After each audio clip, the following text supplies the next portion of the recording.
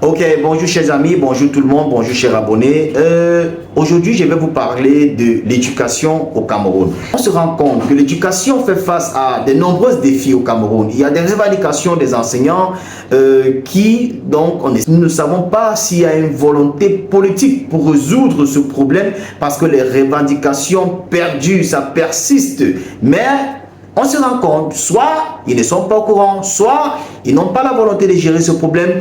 Et en dehors de ça, on se rend compte qu'il y a beaucoup d'enseignants qui préfèrent aller enseigner ailleurs dans les pays voisins comme le Tchad, la Centrafrique, en Côte d'Ivoire, en Afrique de l'Ouest, et ainsi de suite.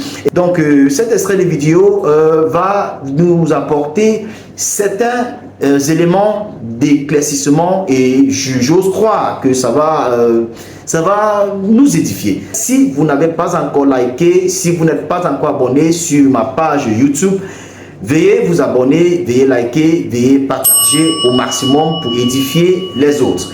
Chers camarades, chers amis, chers abonnés, bienvenue dans mon laboratoire. Restez scotchés. Vous savez, les enseignants, quand les enseignants grèvent déjà ou bien annoncent des grèves, ça veut dire que la goutte d'eau veut dire déborder le vase parce que ce sont eux qui ont en main l'instruction.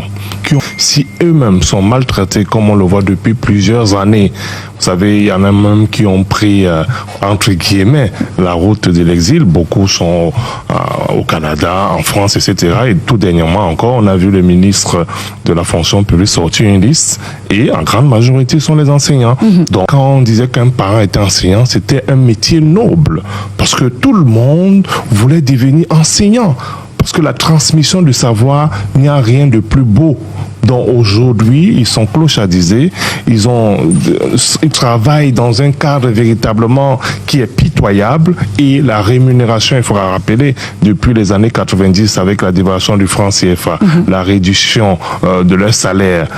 Aujourd'hui, quand on parle de salaire, on parle de pouvoir d'achat. Quel est cet enseignant qui peut, peut-être on l'a affecté au lycée Jos, est-ce qu'il peut prendre ne serait-ce qu'un studio à Douala Premier avec un salaire d'au moins de 140 ou même 200 000 francs CFA pour certains enseignants de lycée ou bien lycée technique? Je crois qu'il faut réviser donc la rémunération de ces enseignants et véritablement enlever la mauvaise graine. Parce qu'il y en a qui sont là uniquement, qui touchent, d'autres sont à l'étranger, le salaire continue à passer.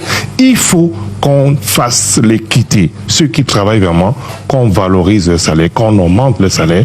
Et c'est aussi le cas même de tous les autres fonctionnaires. Il faut qu'on paye ceux qui moulent le maillot, qui travaillent véritablement, qu'on augmente le salaire. Et là, on aura plutôt ce type de problème. Ok. Écoutez comment ça se passait avant le traitement des enseignants et tout, voilà. Et ce qui a changé, écoutez très bien comment c'était avant et ce qui a changé entre-temps. Gouvernement camerounais. Je suis camerounais de père et de mère et ça fait honte d'entendre ce que l'on voit, d'entendre ce que l'on écoute là et de voir ce que l'on voit.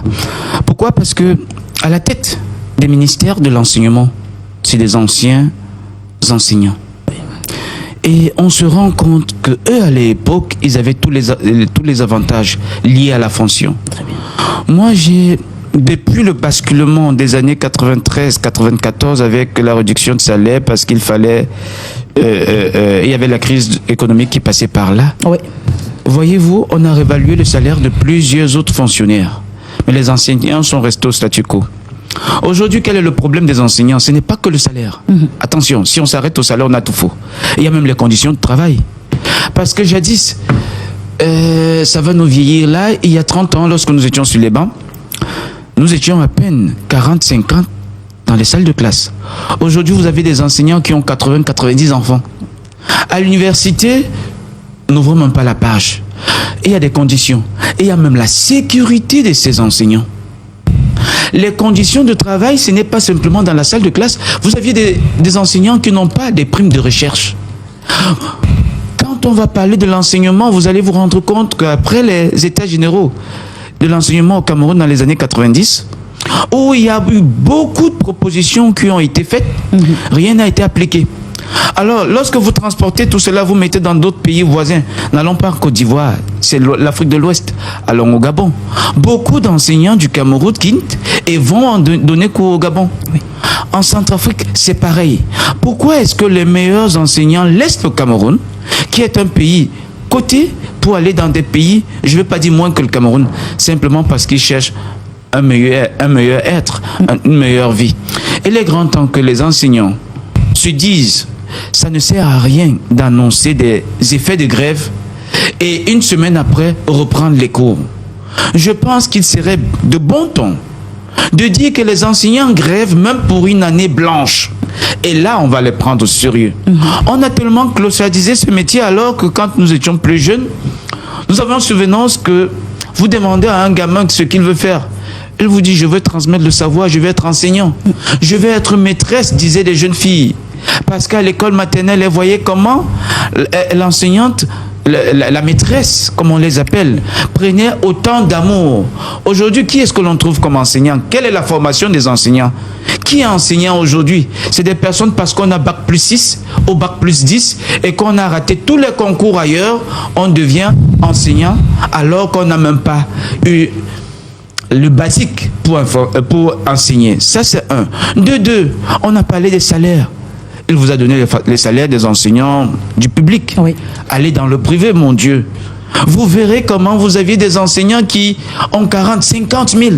Avec cet argent-là, dans des conditions où l'enfant est à même de lever la main sur un enseignant. Comment est-ce qu'un enseignant peut dire qu'il se lève le matin, il est joyeux, il est content, il ne peut pas mettre du cirage sur sa chaussure, il ne peut pas se coiffer, ils ne peuvent même pas mettre un petit déodorant pour sentir bon, pour qu'en passant, il a le petit respect des élèves. Alors je pense qu'il est grand temps que les enseignants se disent, tiens, nous sommes quand même ceux qui forment ou alors qui avons formé ceux qui sont dans la gestion des affaires. Qu'est-ce qu'il faille faire?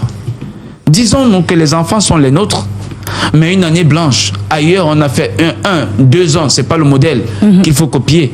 Et après, on les a écoutés. J'ai eu honte le mardi dernier après un match de voir un enseignant, de voir plusieurs enseignants, je précise bien parce que j'en ai reconnu 3, qui sablaient le champagne, alors que les enseignants sont là, ils pleurent. Mais parce que vous aviez un frère, et ça c'est très grave, tous les enseignants aujourd'hui sont dans les différents ministères. Vous allez voir un professeur d'histoire géographique qui se retrouve dans le ministère du sport. Qu'est-ce qu'il fait? Vous allez voir un professeur... J'ai suivi quelqu'un qui est enseignant à l'université, il est archéologue, chef de département, dit-on, mais il est conseiller technique au ministère du sport.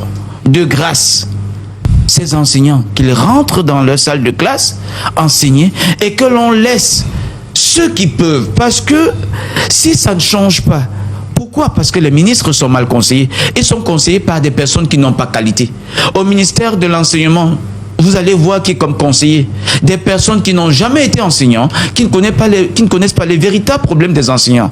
Je pense qu'il est grand temps qu'on dise que dans ce pays, si nous avons pris l'habitude pendant 42 ans à marcher par la tête, à un moment il faut se dire enough is enough, que nous reprenons le bon sens, parce que le bon sens c'est la chose la mieux partagée par tous, et que l'on se dise ce Cameroun nous appartient à nous tous. Nous devions le construire pour l'avenir de nos enfants. Se taire, c'est permettre que nos enfants vivent dans la gabegie que nous avions connue.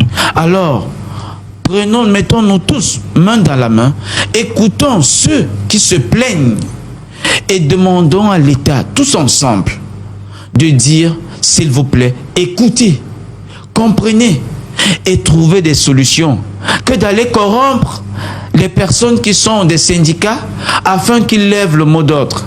Cela a trop duré. Depuis plus de 10 ans, nous suivons énormément de grèves qui n'aboutissent généralement à rien du tout.